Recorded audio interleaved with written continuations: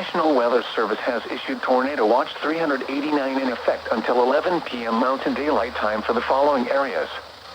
In Colorado, this watch includes 10 counties in east central Colorado: Elbert, Lincoln; in northeast Colorado, Adams, Arapahoe, Logan, Morgan, Phillips, Sedgwick, Washington, Weld. This includes the cities of Akron, Aurora, Centennial, Elizabeth, Fort Morgan, Greeley, Holyoke, Julesburg, Kiowa, Lyman, Sterling, Thornton, Westminster, and Windsor.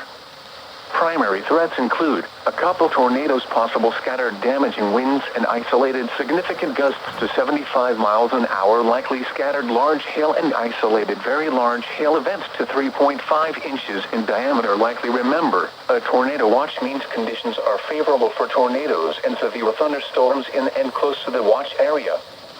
Persons in these areas should be on the lookout for threatening weather conditions and listen for later statements and possible warnings.